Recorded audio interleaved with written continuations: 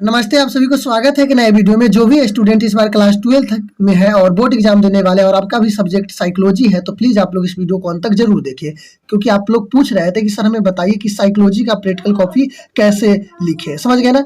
तो आप लोग इस वीडियो को अंत तक जरूर देखिए। वीडियो पसंद आएगा तो वीडियो को लाइक और नया तो चैनल को सब्सक्राइब जरूर कीजिएगा, क्योंकि इस वीडियो में आपको बताऊंगा कि साइकोलॉजी का प्रैक्टिकल कॉपी आप कैसे लिख सकते हैं। तो प्लीज़ आप लोग अंत तक बने रहिए और नया है तो चैनल को सब्सक्राइब जरूर कर लीजिएगा। तो देखिए, सबसे पहले तो आपको क्या करना है, नोटबुक और बुक लेना है और नोटबुक में आप इस तरह से लिख सकते हैं। बिल्कुल लिखा हुआ है, मैं ऐसे अपलोड किया था, लेकिन बहुत सारे बच्चे को कहना था कि सर लिख के बताइए, तो लिखा हुआ है, ठीक है ना? तो आप लोग अंत तक जरूर देखिए। तो देखिए, सबसे पहले तो आपको बुक लेना है और बुक में क्या करना है, देखिए विषय सूची में आइएगा ना, तो इसमें प्रयोग संख्या भी है और परीक्षण भी है। तो क्या करना है, दोनों मिलाकर आपको लिख लेना है। मान लीजिए पहला में आप लिख रहे हैं प्रयोग संख्या 1, तो आप यहाँ दीजिएगा 1, क्योंकि पहला लिख रहे हैं तो 1 दीजिएगा। फिर है दूसरा है प्रयोग संख्या 1 दिए, उसके बाद इसका जो नाम है वो दे दीजिएगा। तो प्रयोग का नाम जो नाम है वो लिख देंगे और इसका आंसर 4 में मिलेगा। 4 में जाकर पेज नंबर 4 में जाइएगा और जैसे जैसे है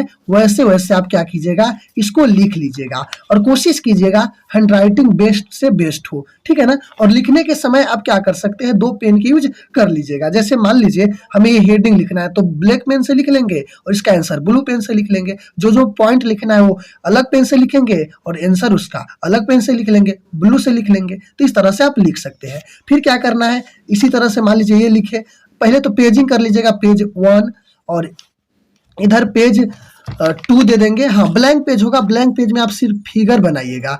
2 पेज है और 3 है और 4 है, 5 है।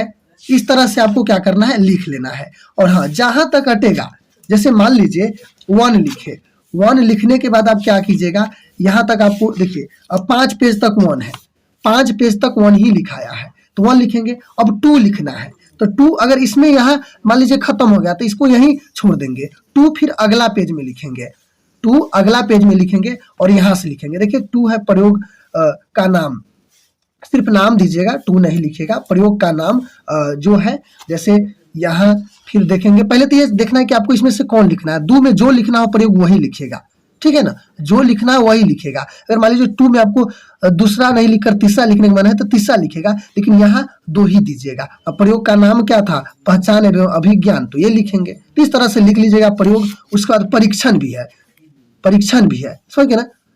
तो आप क्या कीजिएगा, प्रयोग के बाद मतलब परीक्षण भी लिख सकते हैं। 3 प्रयोग, ये तीनों लिख लीजिएगा। उसके बाद इसमें से जो बच जाएगा पेज उसमें परीक्षण लिख लीजिएगा और आगे दीजिएगा। हाँ, अगर मान लीजिए तीसरा, ये तीनों लिख लिए, ये तीनों लिख लिए, ठीक है ना? अब चौथा लिखना है, तो चौथा लिखना है, कैसे लिखना है चलिए बताते हैं। चौथा, जैसे हाँ देखिए चौथा है, चौथा हम परीक्षण लिख रहे हैं, तो परीक्षण। फिर देखिएगा चौथा में आपको कौन परीक्षण, जो पहले लिखना है लिख सकते हैं, कोई दिक्कत नहीं है। लेकिन हाँ, आप इसमें चौथा लिख रहे हैं तो चौथे लिखिएगा।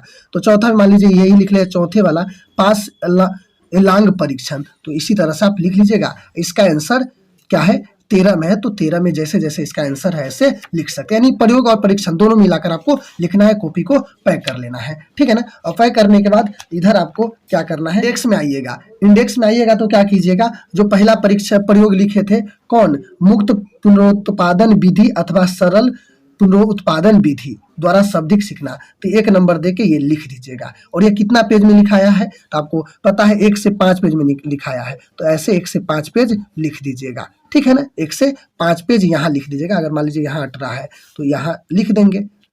आप ये ना कि एक ही लाइन में हटाना है, दूसरा लाइन में भी अगर ये पूरे नहीं हटे तो दूसरा लाइन में भी लिख सकते हैं। तो 1 लिखिएगा ऐसे, फिर 2 लिखिएगा, 3 लिखिएगा। इसी तरह से इसमें इंडेक्स में इसका लिख दीजिएगा। डेट, जिस डेट को लिख रहे हैं वह डेट लिखना है, समझिए। अगर मान लीजिए पहला जिस डेट को लिखे वही डेट लिखना है। यहाँ भी डेट इधर भी लिखना है। जैसे मैं ये 27/11/2023 को लिखा हूँ तो 27/11/2023 दूंगा, ठीक है ना? तो इसी तरह से लिख सकते हैं।